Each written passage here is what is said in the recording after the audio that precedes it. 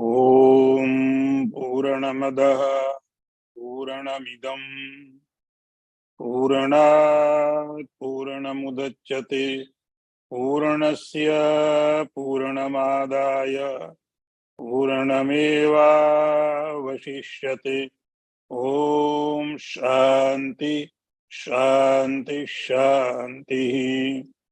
शंकरं शंकराचार्यं केशवं वादरायणं सूत्रभाष्यकृतौ वन्दे भगवन्तौ पुनः पुनः। ईश्वरो गुरुरात्मेति मूर्तिभेदविभागिने व्योमवद्व्याप्तदेहाय दक्षिणामूर्तये नमः। ओम शांति शांति शांति। नारायणं नमस्कृत्य नरं चैव नरोत्तमं देवीं सरस्वतीं व्यासं ततो जयमुदीरयेत। ओम शांति शांति शांति।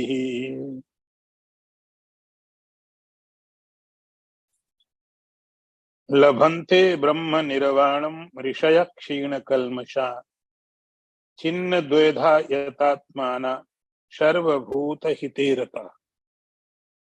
अर्थ देखिए,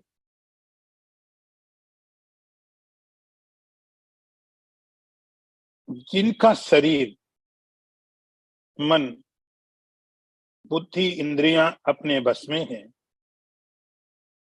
संपूर्ण प्राणियों के हित में रत है, जिसके संपूर्ण संशय मिट गए हैं, जिसके संपूर्ण पाप नष्ट हो गए हैं, ऐसे जो ऋषि साधक हैं ब्रह्म निर्वाण पद को प्राप्त करते हैं।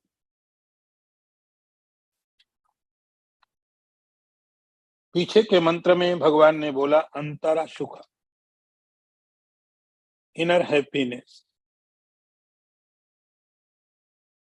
अपने आप का अनुभव, अपने आप का आनंद।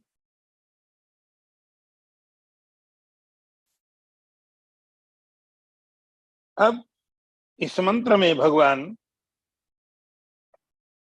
की बहुत प्रकार के साधन है।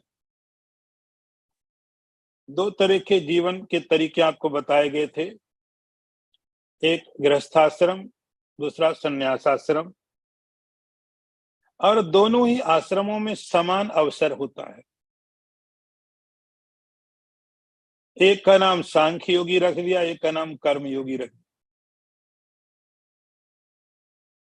तो सांख्य योगी अर्थात संन्यास आश्रम के द्वारा जो परमात्मा तक जाने की कोशिश करते हैं, कर्मयोगी जो कर्म के द्वारा परमात्मा तक जाने की कोशिश करते हैं, और कर्म के लिए आपको बताया या तो ईश्वरार्पण कर देता है, कर्म किया ईश्वर को अर्पित कर दिया, और अंतिम जो दोनों का प्रयास होता है वह होता है कि इन अपने अपने कर्तव्यों को करके उस ईश्वर के ज्ञान की प्राप्ति, परमात्मा ज्ञान की प्राप्ति, इस प्रकार से मोक्ष होता है। यहां पर भगवान जो कर्म योगी है उनके बारे में बता रहे हैं। वे भी ऋषि हैं, ऋषया, ऋषयः, वे लोग भी ऋषि हैं। उनको भी ब्रह्म पद की प्राप्ति होती, लभन्ते ब्रह्म निर्वाणम, उनको भी ब्रह्म पद की प्राप्ति होती है। जो कर्म योगी है, कर्म योग के द्वारा गृहस्थ आश्रम में रह करके अपने सब कर्तव्यों का पालन करते करते वे लोग भी उसी पद को प्राप्त करते जो भगवान ने गीता में शुरू में पहले इसे अध्याय में बोला था।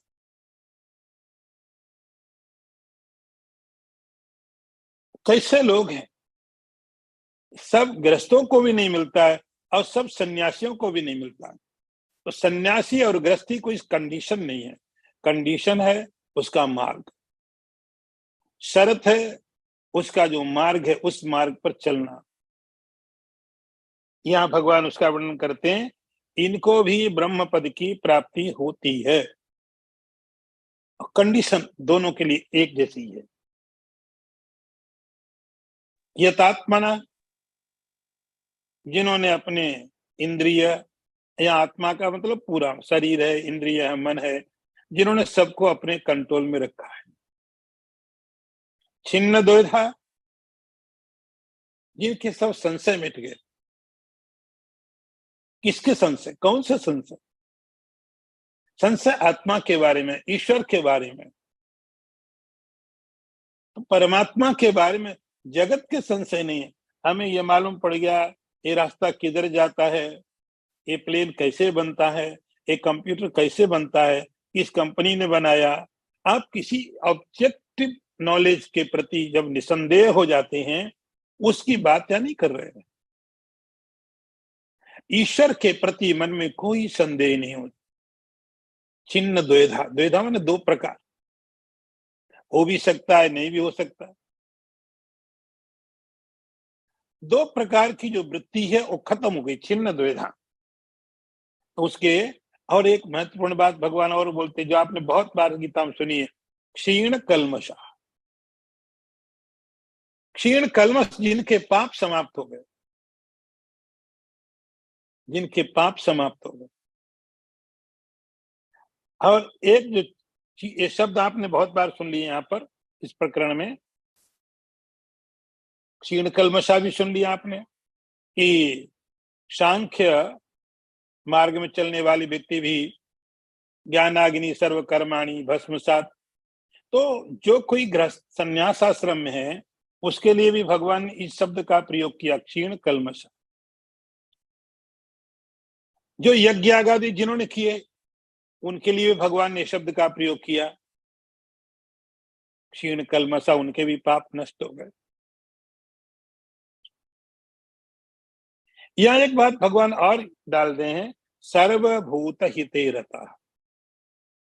ये फ्रेज काफी फेमस है, लोगों को बहुत अच्छा लगता है, लेकिन उसका मीनिंग के बिना लोगों को अच्छा लगता है बस।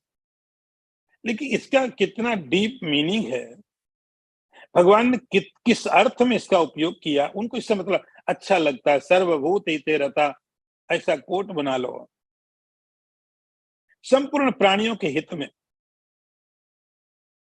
जो लगा हुआ है, संपूर्ण प्राणियों के कल्याण के लिए जो निरंतर लगा हुआ है। अपना तो हो चुका उसका, संपूर्ण प्राणियों का हित करने के लिए लगा, क्योंकि अपना तो कर लिया उसने, हित उसका हो चुका। अब जीवन है, शरीर है, इंद्रियां हैं, माइंड है, और सब पवित्र है। इसका उपयोग क्या है? भगवान के, वो तो कृत्य कृत्य हो गया। कृत्य कृत्य का मतलब जो करना था उसने कर लिया अपने लिए। अब इस इंद्रिय का, शरीर का, मन का उपयोग कहां करे? तो सर्वभूत हिते रता, समस्त प्राणियों के कल्याण के लिए, समस्त प्राणियों के हित के लिए। अब आप सोचिए, समस्त प्राणियों का कल्याण कोई कैसे कर पाएगा? कितनी भी शक्ति किसी के अंदर हो, कोई सम्राट हो, देवराज इंद्र हो, कोई भी हो, कितना भी शक्तिशाली हो, लेकिन समस्त प्राणियों का कल्याण कोई कैसे करे? किसी को भोजन चाहिए, भूखा है, कोई बीमार है, उसको दवाई चाहिए, हजारों तरह की लोगों की आवश्यकताएं हैं,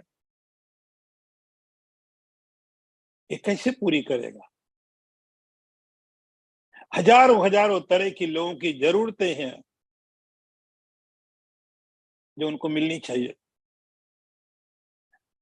हित किसी का क्या है कि जो चाहिए आप दे दो? तो समस्त प्राणियों के हित में रत है, तो न कोई भी संसार में ऐसा व्यक्ति नहीं है, कोई शक्ति नहीं है जो समस्त प्राणियों तक पहुंचे। तो सभी प्राणियों के हित कैसे करे? हमारे ऋषियों ने मंत्र पढ़ा, सर्वे भवन्तु सुखिनः, सर्वे सन्तु निरामया, सर्वे भद्राणि पश्यन्तु, मां कश्चित् दुःख भाग् भवेत्। तो वो सब तक नहीं पहुंच सकता है, लेकिन उसका जो संकल्प है, उसकी जो सोच है, एक उसका मन पवित्र है, शरीर पवित्र है, वाणी पवित्र है, इंद्रियां पवित्र हैं, तो उससे निकलेगा क्या? पवित्र ही चीज निकलेगी, पवित्र थॉट निकलेंगे। तो जरूरी नहीं वो सब तक पहुंचे। इसका अर्थ है कि जो उस तक पहुंचते हैं उसमें कोई भेदभाव नहीं करता है। जो उसके तक पहुंचते हैं, इसलिए पतंजलि ने अपने एक सूत्र में लिखा हुआ है, अहिंसा प्रतिष्ठायाम तत्सन्निधौ वैरत्यागा, कि जब कोई साधक अहिंसा में प्रतिष्ठित हो जाता है तो उसके आसपास जो कोई भी आते हैं उनका वैर समाप्त हो जाता है। तो सर्वभूत हित का मतलब हो गया कि जब कोई भी उसके नजदीक आया, फिर वो विचार नहीं करता कि मेरा शत्रु है कि मेरा मित्र है। भगवान श्री कृष्ण को महाभारत के समय एक दुविधा आई। परीक्षित का जन्म हुआ और परीक्षित मृत पैदा हुए। पांडवों ने भगवान को कहा आप इसको जीवित करो। भगवान ने कहा कि नहीं, मैं वो कुछ नहीं करता हूं जो हो रहा है, प्रकृति अपना काम कर रही है। पांडवों ने बहुत आग्रह किया तो भगवान ने कहा मैं ऐसा कोई तंत्र मंत्र नहीं करता हूं, लेकिन मैं एक वाक्य पढ़ता हूं कि जितना प्रेम मेरे अंदर में अर्जुन के प्रति है, यदि उतना ही प्रेम मेरा दुर्योधन के प्रति हो, तब ये बच्चा जीवित हो जाए। परीक्षित जीवित हो गए। भगवान के लिए कोई अशक्य नहीं, असमर्थता कुछ भी नहीं है, लेकिन केवल एक बात बताने के लिए, ईश्वर के मन में दुर्योधन और अर्जुन में कोई भेद नहीं। अर्जुन और दुर्योधन में भगवान के मन में कोई भेद नहीं है। ये कि किसके साथ कैसा व्यवहार किया जाए। ऐसे ही जो इस तरह के साधक हो जाते हैं, जिनकी क्वालिटी बताइए आपको, जिनके पाप समाप्त हो गए, संशय समाप्त हो गए, सब इंद्रिया जिनके बस में है, ऐसे लोग अपने सारे जीवन को, अपनी सारी एनर्जी को समस्त प्राणियों के हित में लगा देते। ये लोग भी ब्रह्म निर्वाण को प्राप्त होते हैं। अगला मंत्र भी देखिए, काम क्रोध वियुक्तानां यतीनां यतचेतसाम् अभितो ब्रह्म निर्वाणम वर्तते विदितात्मनाम।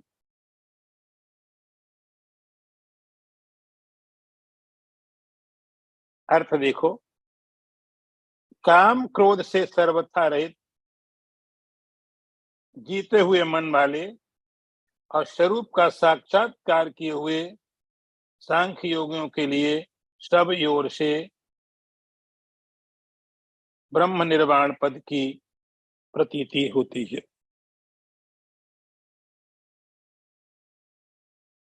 अब सांख्य योगी के साथ भगवान ने एक में कर्मयोगी की बात कर दी, इसमें सांख्य योगी की बात देखी।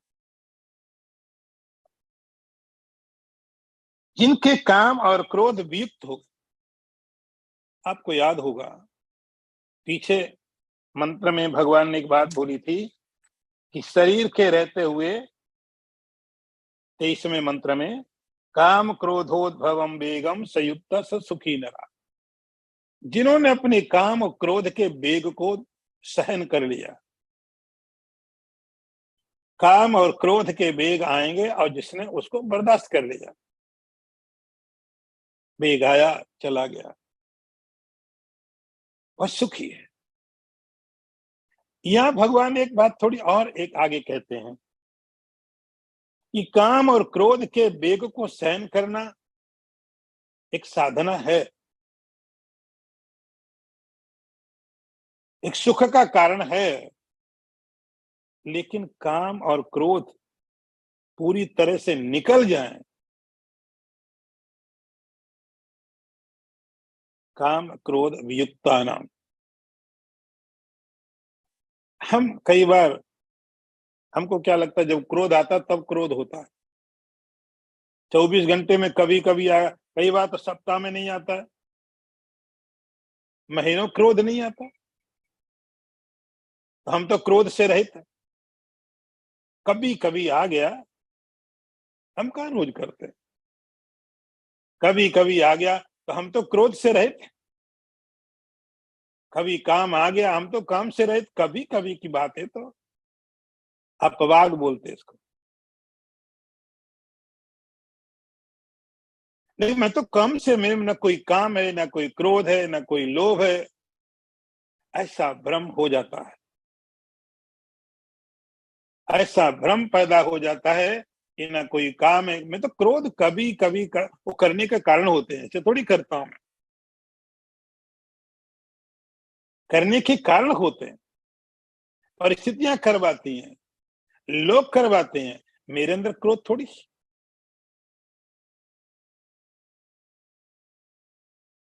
भगवान कहते हैं नहीं नहीं, कहीं से आता नहीं है। क्रोध आता कहां से? कहीं बाहर से आता? जाता कहां है? ये अंदर में है। क्रोध 24 घंटे, 7 दिन, 24/7 क्रोध है।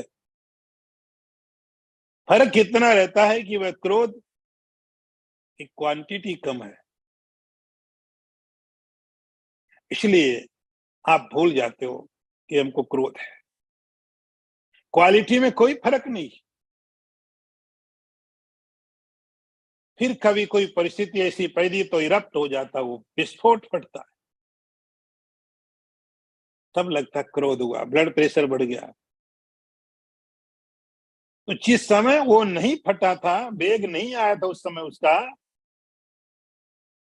उस समय भी क्रोध अंदर में था, बस केवल प्रकट नहीं हुआ था। काम वहां पर था, काम था, क्रोध था। और जब तक ये काम और क्रोध इस तरह की और सब चीजें रहेंगी, तब तक किसी भी क्षण आप दुखी हो सकते हो। किसी भी क्षण ये हावी हो सकते हैं। किसी भी क्षण। बड़े बड़े ऋषियों के साथ ऐसा हुआ, बड़े बड़े ज्ञानियों के साथ ऐसा हो चुका है।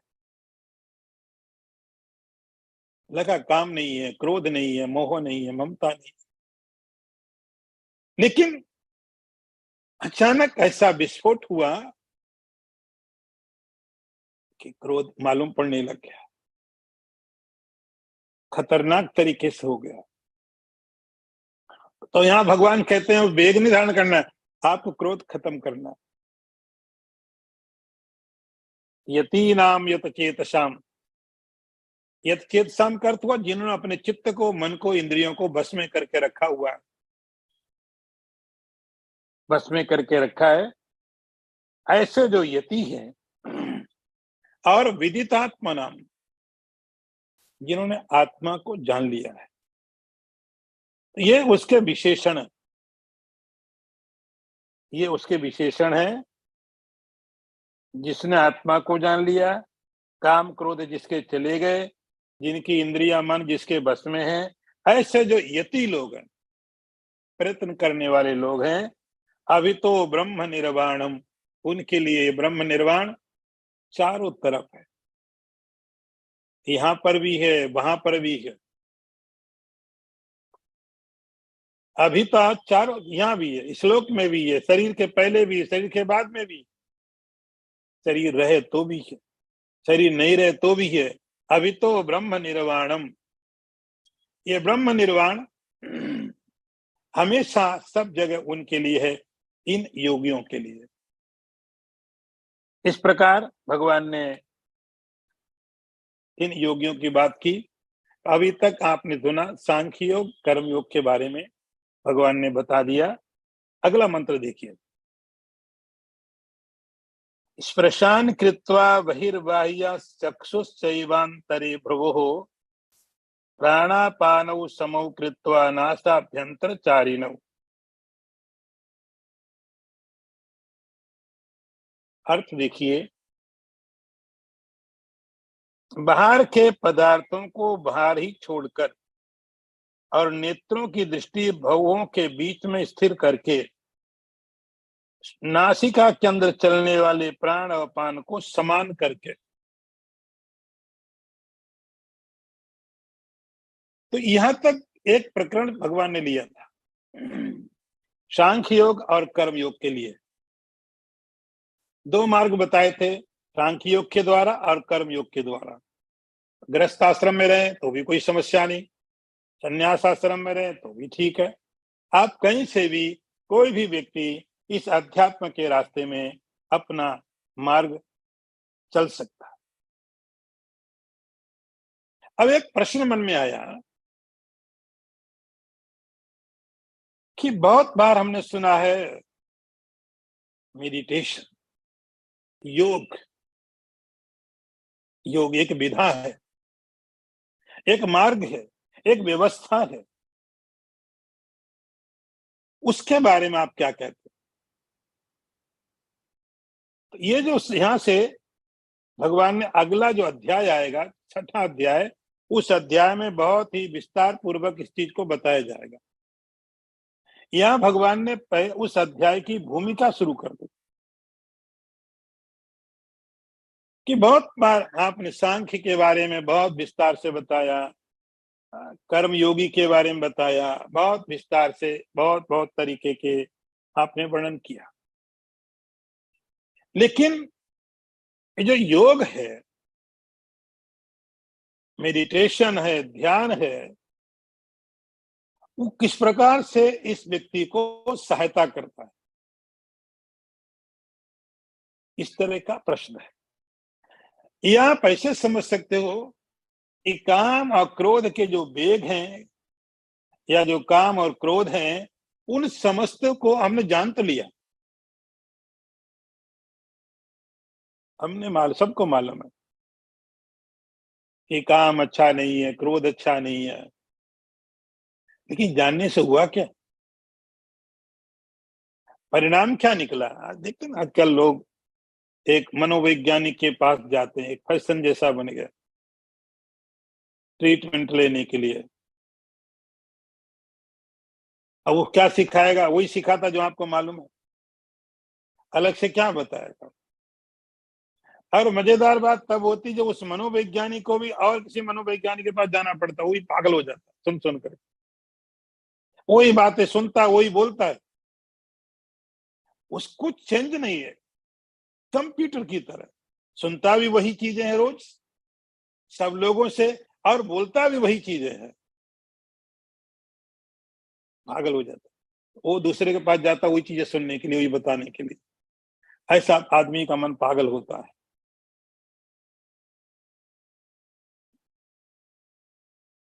यहां सुन लिया हमने, मालूम है हमको, लेकिन इसको हम प्रैक्टिकली कैसे जिए,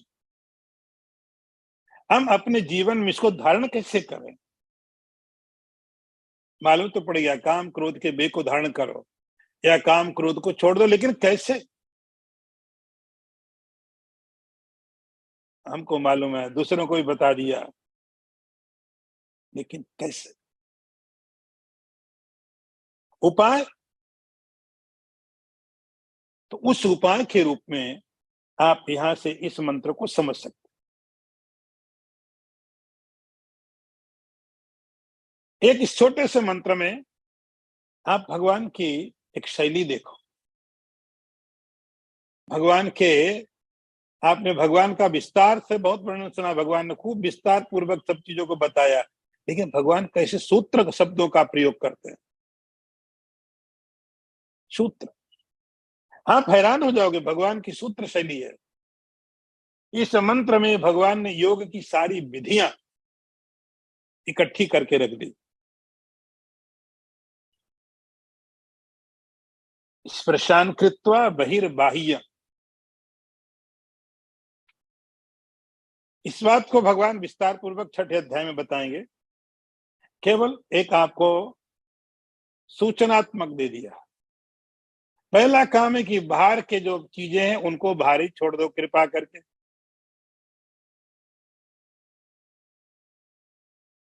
बाह्य जो बाहर की चीजें हैं उनको जहां उनको वहीं छोड़ो, अंदर लेके मत आओ उनको, अर्थात उन पर विचार मत करो। आपने किसी को, आंख ने किसी को देखा, बात खत्म कर दो वहीं। कान ने कोई शब्द सुन लिया, बात खत्म कर दो। तो बाह्य जो बाहर के पदार्थ हैं, बाहर के जो संसार है, उसको आप अंदर मत लाओ, जहां है वहीं पर छोड़ दो। योग में इसका नाम होता है प्रत्याहार। प्रत्याहार जब आप योग की आगे जब 6ठा अध्याय देखो तो मालूम पड़ेगा, यम, नियम, आसन, प्राणायाम। तो प्राणायाम के प्रत्याहार, प्रत्याहार का अर्थ है कि जब आप वापस आते हो लौट करके, जब आप अपनी ओर लौट के आते हो, एक तो वो हम बाहर संसार की तरफ जाते हैं, दूसरा हुआ संसार से हम लौट के आते हैं, और संसार से जब लौट के आते हैं किसी को साथ लेके नहीं आना। किसी को, आप अकेले ही आ जाओ। आप वहां गए, आपने कोई बिल्डिंग देखी, बोली बहुत अच्छी बिल्डिंग है, मुझे बहुत पसंद है, I love, I like, means आपको चाहिए। यदि पॉसिबल हो तो आप उसको कोशिश करेंगे, मिलना चाहिए मुझे।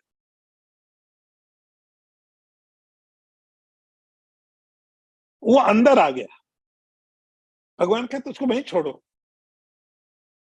लेने को मना नहीं करते, ले लेना, लेकिन अंदर मत लाओ। आप जाओ, जाकर के उस पदार्थ को देखो, उसका अनुभव करो और बात खत्म कर दो। ये हुआ आपका अपनी तरफ लौटना, इसी को बोलते प्रत्याहार। बाह्यार स्पर्शान कृत्वा बाह्य, उनको बाहर की चीजों को बाहर छोड़ दो।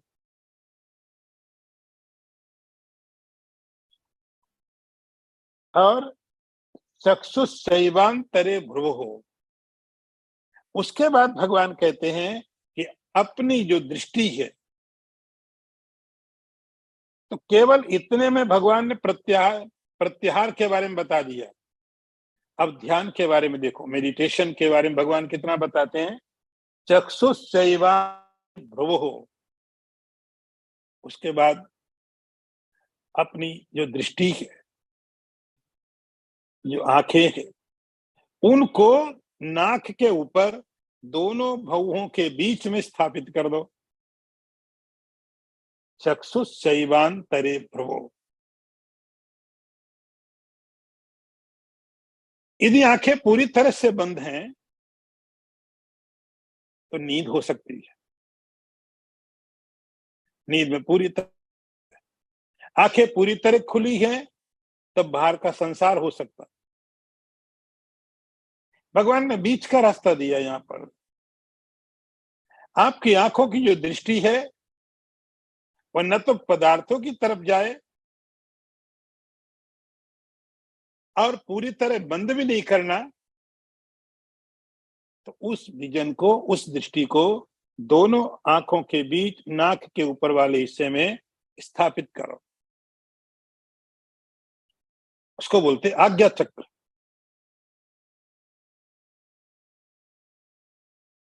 चक्षुषैवांतरे भ्रुवौ। इस फ्रेज के द्वारा भगवान ने पूरा जितना मेडिटेशन का आपने सुना है अभी तक, सब बता दिया। तो प्रत्याहार, ध्यान,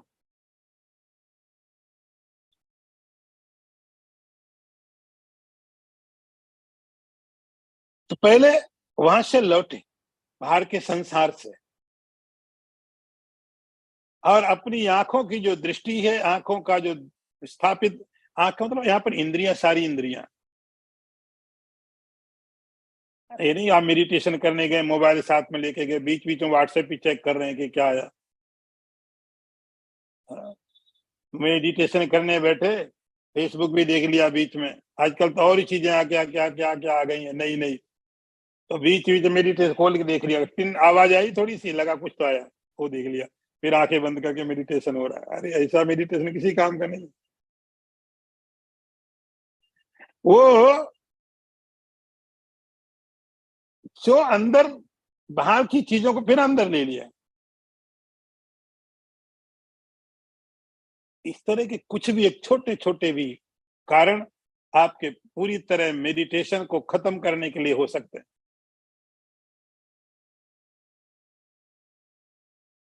चक्षुषैवांतरे ध्रुवो, तो भगवान कहते पहले आप संसार से वापस लौट के आ जाओ, इसको बोलते प्रत्याहार। उसके बाद मेडिटेशन ध्यान की विधि क्या है, आप अपनी सभी इंद्रियों को, आंख को, नाक को, कान को, मेडिटेशन करने बैठे साथ में चॉकलेट रख लिया, थोड़ा डाल लिया मुंह में, फिर आंखें बंद कर दी। अरे सारी इंद्रियों को भगवान संकेत कर रहे हैं।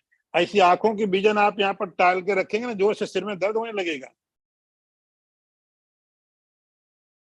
आप अपनी आंखों के यदि चढ़ाएंगे ऊपर को और यहाँ देखने की कोशिश करेंगे, आपको हेडेक हो जाएगा।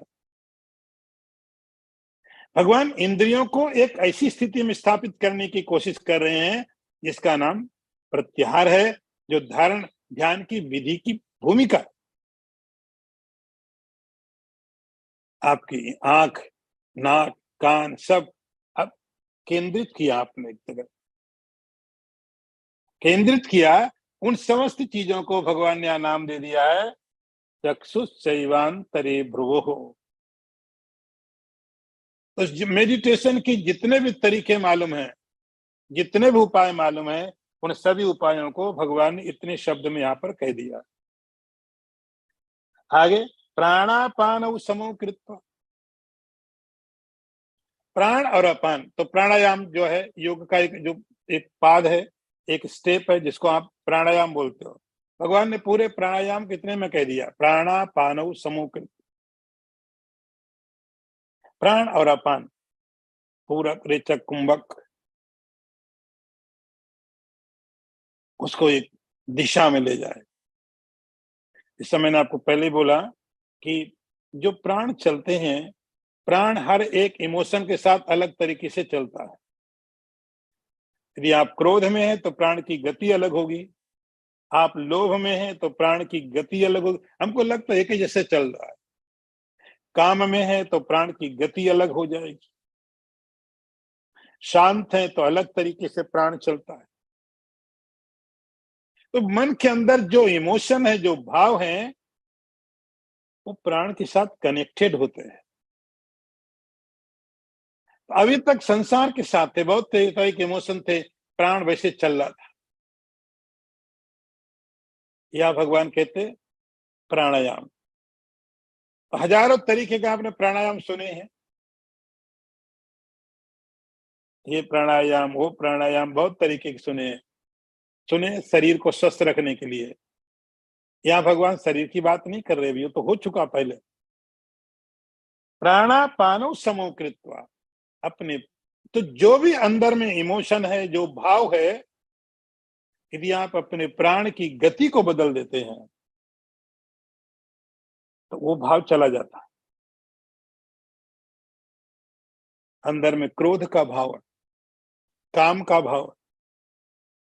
तो बुद्धिमान व्यक्ति, योग की ये साधना आपको समर्थ बनाती है, सक्षम बनाती है। आप उस भाव से अपने आप को अलग निकाल लो, ये शक्ति देती है। योग का ये तरीका कि कोई भी अंदर भाव चलता है, आपको नहीं चाहिए, आपको काम नहीं चाहिए, लेकिन आया है। क्रोध नहीं चाहिए, आ चुका है, इसको हटाना है। तो भगवान कहते हैं प्राण की गति को तोड़ दो। प्राण का जो रिदम चल रहा था उसको तोड़ दो। स्लो हो फास्ट हो, वो आपका मैटर नहीं है। आप डिस्टर्ब प्राण को कर दो, उसका रिदम, उसकी लय, उसकी गति तोड़ दो, फिर इसके असर आप देखो। शरीर के साथ तो प्राण को जोड़ना बहुत ऊपर की बातें हैं। इन लोगों ने प्राणायाम का इतना सत्यानाश किया है, इतना हल्का मीनिंग दे दिया प्राणायाम को। भगवान कहते हैं प्राणापानौ समौ कृत्वा, जो प्राण है, अपान वायु है, आ रही है श्वास नासिका से जा रही है, इसकी लय, इसका रिदम, जब क्रोध आए आप उसको बिगाड़ो, जब काम आए आप उसको बिगाड़ो, जब किसी भी चीज का अटैक आपके ऊपर होता है, वेग आता है, उस वेग को रोकना कैसे? भगवान कहते उसका तरीका है अपने प्राण और अपान इन दोनों को समान कर दो। तो देखिए इस मंत्र में भगवान ने क्या बोला? धारणा सम। धारणा का मतलब है कि वहां पर रुकने की क्षमता हो जाए। एक बार क्या होता है कि जैसे हमने कोई चीज प्राप्त कर ली, लेकिन ज्यादा देर नहीं, फिर गिर पड़े। आपने मेडिटेशन किया, थोड़े समय के लिए आपका चित्त शांत हुआ, लेकिन फिर गिर पड़े। भगवान का कोई आपने आकार देखा, भगवान की मूर्ति देखी, थोड़े समय के लिए आई, फिर आप वहां से गिर गए। ऐसी स्थिति के लिए धारणा की आवश्यकता पड़ती है। धारणा का अर्थ होता धारण करने की शक्ति। उस स्थिति को जो प्राप्त हुई है बड़ी मुश्किल से, उसमें स्थित होना धारणा। तो इतने मंत्र में भगवान ने बता दिया प्रत्याहार, धारणा, ध्यान और प्राणायाम एक श्लोक में। अगला मंत्र देखिए, यतेन्द्रिय मनोबुद्धिर मुनिर मोक्ष परायणा विगतेक्षा भय क्रोधो सा या सदा मुक्त एव सा। अर्थ देखो, भगवान कहते हैं जिसकी इंद्रियां मन बुद्धि अपने बस में है, केवल मोक्ष के परायण जो है, जिसकी इच्छा भय क्रोध बीत गए हैं, ऐसा मुनि सदा ही मुक्त रहता है। तो पूरा योग शास्त्र का भगवान ने यहाँ पर निरूपण कर दिया।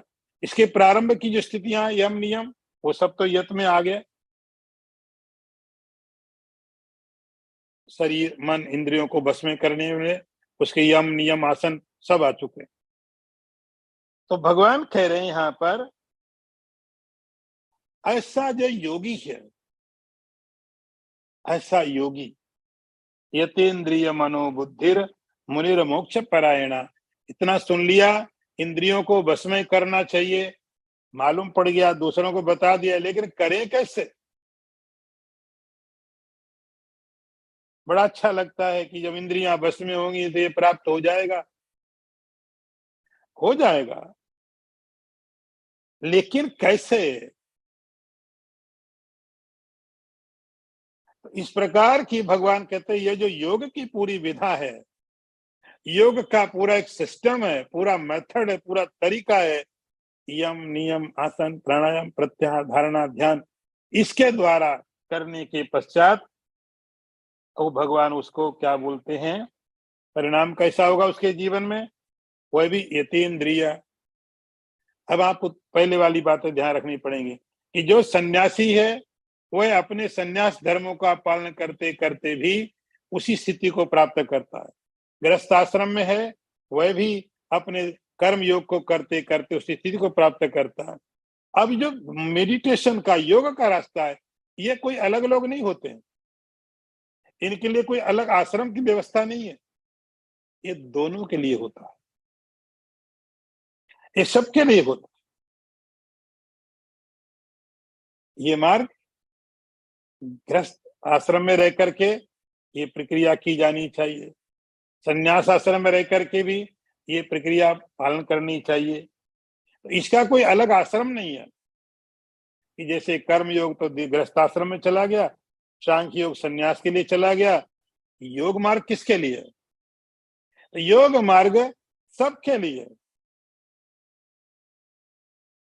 गृहस्थ के लिए भी उतना ही है, सन्यासी के लिए भी उतनी है।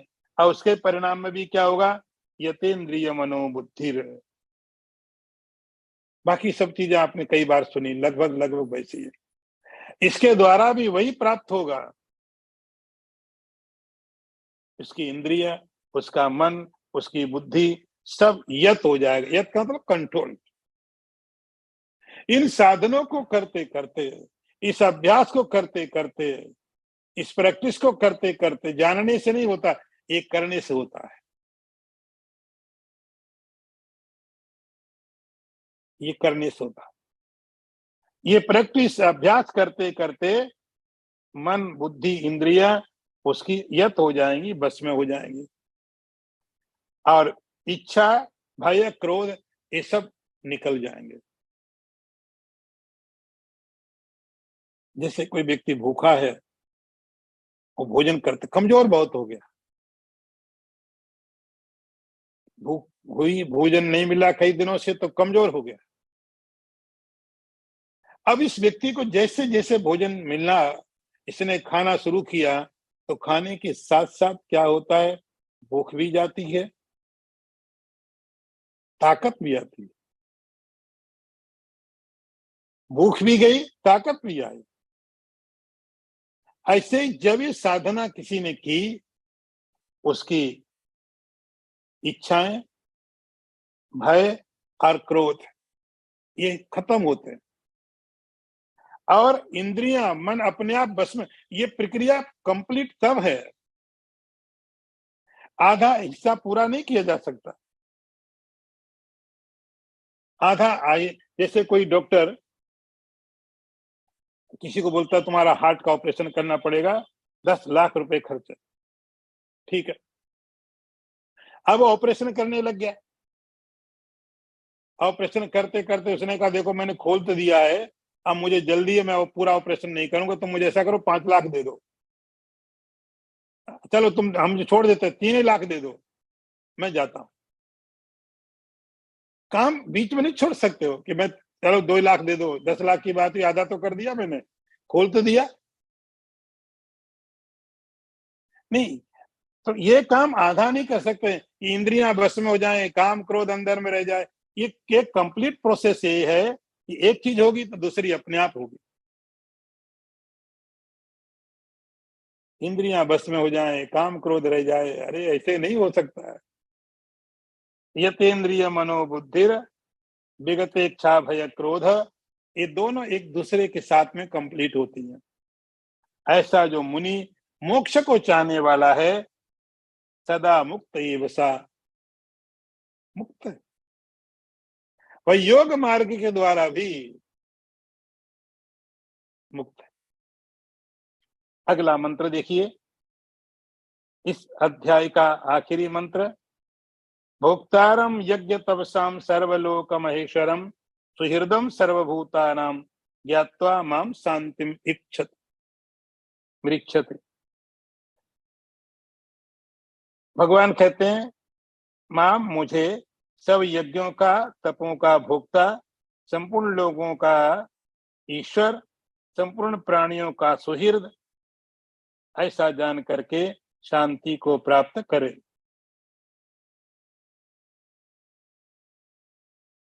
एक और बात भगवान ने बात कह दी। एक मार्ग आपको बताया था कर्म योग, एक बताया सांख्य योग, एक बताया आपको योग का। अभी तक जो सुना, और सब मार्गों के द्वारा भगवान ने बोला ब्रह्म निर्वाणम मृक्षति, ब्रह्म निर्वाणम मृक्षति। तो कर्म योग का मार्ग, सांख्य योग का मार्ग, और एक योग का मार्ग भी आपको बता दिया। इस मंत्र में भगवान भक्ति योग की बात कर दे रहे। ज्ञात्वा माम शांतिम भिक्षति, मुझे जान करके, मुझे कैसा जानकर, अरे तुम्हें तो सब जानते। महाभारत के समय में भगवान कृष्ण से ज्यादा कोई पॉपुलर था ही नहीं, कोई शत्रु के रूप में, कोई मित्र के रूप में, सब तो जानते, लेकिन कोई मुक्त नहीं हुआ। उस समय में सबसे ज्यादा यदि किसी व्यक्ति को, माने कोई इग्नोर नहीं कर सकता था, ऐसी हालत थी। या तो शत्रु बन जाओ जरासंध कंस की तरह, दुर्योधन की तरह, या मित्र बन जाओ पांडवों की तरह, गोपियों की तरह, ग्वालों की तरह। लेकिन ऐसा नहीं कि मैं कुछ नहीं बनूंगा, आप इग्नोर नहीं कर सकते उस व्यक्तित्व को, उस समय में भगवान के उस प्रभाव को। तो सब तो जानते हैं आपको है। यहां भगवान कहते हैं माम ज्ञात्वा शांतिम रिक्षति, मुझे जानने के बाद शांति की प्राप्ति होती है। लेकिन कहां हो रही शांति की प्राप्ति? सब तो जानते हैं आप कहां पैदा हुए, फिर आपने क्या क्या किया, फिर क्या क्या हुआ, कहां क्या, सब तो आपकी पोल पड़ती, सब जान, कुछ छिपा हुआ नहीं, सब जानते हैं। लेकिन कोई मुक्त नहीं है। भगवान गीता में जब माम बोलते हैं तो वो भगवान उस रूप को एड्रेस नहीं करते हैं जो भगवान को जानते हैं कि वसुदेव के पुत्र हैं, देवकी के पुत्र हैं।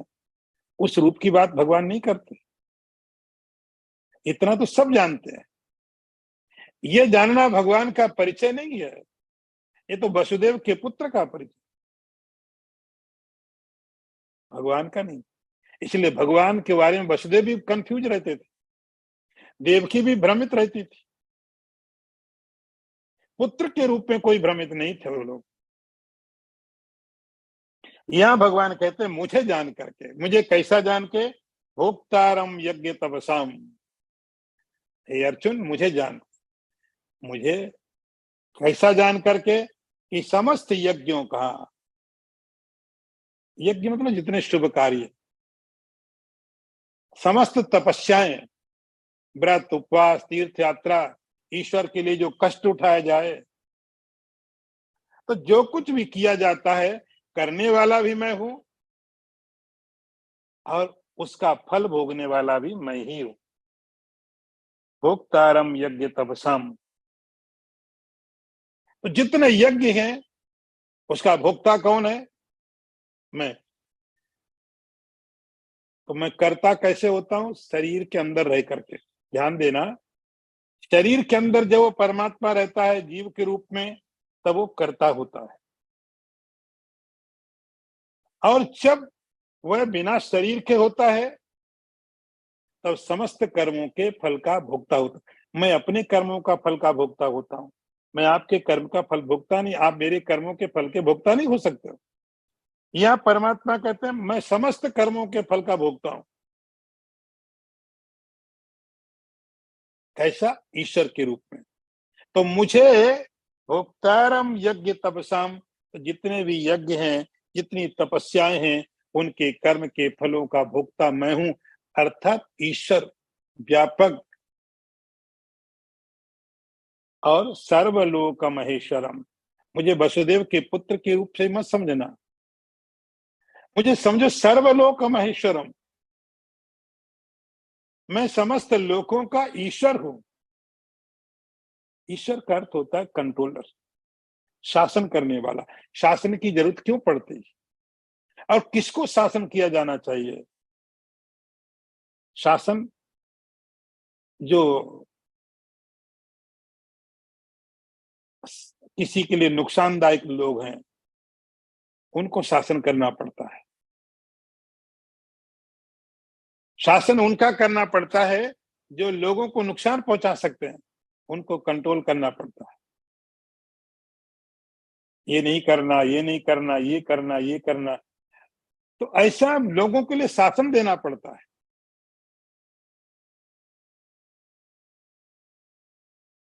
ये कहां तक अज्ञान की सीमा है? बोलते अज्ञान की सीमा पूरे देवताओं से ऊपर तक है, ब्रह्मलोक तक समझो।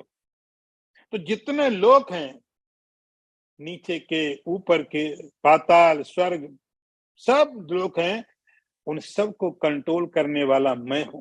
मुझे व्यवस्था बनानी पड़ती, सूरज को बताना पड़ता है ऐसे निकलना, ऐसे छिप,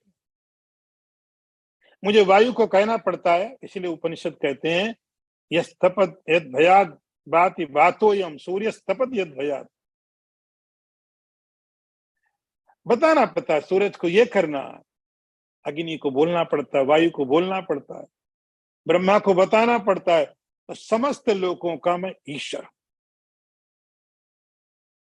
और इन सब के साथ सुहृदम सर्वभूतानाम। बहुत क्या कॉम्बिनेशन है कि जो समस्त लोगों का ईश्वर हो, वो सबका हित चाहने वाला हो। इससे ज्यादा अच्छी डेफिनेशन राजा की नहीं हो सकती। सम्राट शासक भी हो, लेकिन सबका भला चाहने वाला भी हो। भगवान कहते सुहृदम सर्वभूतानम। आपने आज के मंत्र में पहले में सुना, भगवान कह रहे थे सर्वभूत हिते रतः, समस्त भूतों के हित में लगा हुआ है। यहाँ भगवान कहते हैं अपने बारे में, मैं कैसा हूं? सुहृदम सर्वभूतानाम, समस्त भूतों का मैं सुहृद। सुहृद का अर्थ है मेरे हृदय में समस्त भूतों के लिए अच्छा है। हृदय संस्कृत का शब्द, हृदय मतलब हृदय, हार्ट। हार्ट मतलब भाव। हम हार्ट को जब बताने की कोशिश करते हैं तो हम कहते हैं इसका विचार अच्छा है, इसका भाव अच्छा है। भगवान का तो सुहृदम, भगवान का हृदय सु मतलब अच्छा। दुर्योधन का भी भगवान उतना ही भला चाहते हैं जितना अर्जुन का। रावण का भी उतना भला चाहते हैं जितना विभीषण का। बाली का भी उतना भला चाहते जितना कि सुग्रीव का।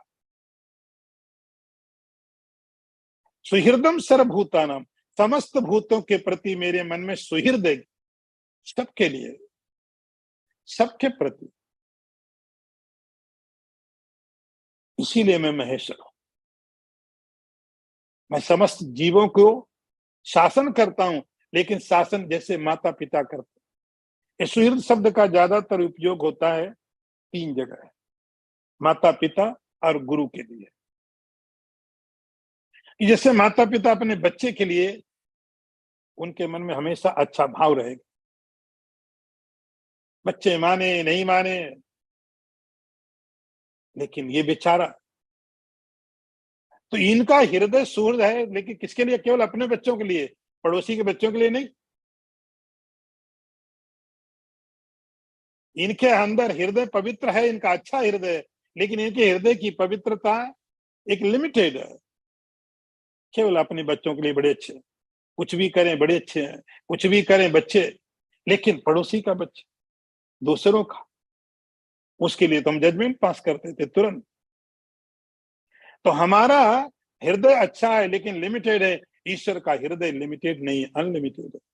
तो माता पिता और गुरु, इनको सुहृद बोला जाता है। गुरु भला चाहेगा, कोई सुने नहीं सुने, फिर करता रहेगा, लेकिन परमात्मा सुहृदम सर्वभूतानाम, समस्त प्राणियों का सुहृद है। कोई सुने नहीं सुने, जैसे आप चिल्लाते रहते तो बच्चे कहां सुनते हैं, ऐसे ही परमात्मा बोलता रहेगा, कोई सुने नहीं सुने। सुहृदम सर्वभूतानाम, भगवान कहते ऐसा मुझे जान करके, ऐसा जानने वाला व्यक्ति कि मेरा स्वरूप क्या है, मैं क्या हूं, ऐसा व्यक्ति कैसे जानेगा? भक्ति योग से, और वह भी निरंतर ही परम शांति को प्राप्त करता रहेगा। इस प्रकार से हम लोगों ने ये 5वां अध्याय प्राप्त आज पूरा किया है। आप लोगों ने बहुत शांति से श्रवण किया, बहुत अच्छी तरह सुना है। आपको बहुत बहुत धन्यवाद इसके लिए। ओम पूर्णमदः पूर्णमिदं पूर्णात् पूर्णमुदच्यते पूर्णस्य पूर्णमादाय पूर्णमेवावशिष्यते। ओम शांति शांति शांति। शंकरं शंकराचार्यं केशवं वादरायणं सूत्रभाष्यकृतौ वन्दे भगवन्तौ पुनः पुनः ईश्वरो गुरुरात्मेति मूर्तिभेदविभागिने व्योमवद्व्याप्तदेहाय दक्षिणामूर्तये नमः। ओम शांति शांति शांति। नारायणं नमस्कृत्य नरं चैव नरोत्तमं देवीं सरस्वतीं व्यासं ततो जयमुदीरयेत। ओम शांति शांति शांति।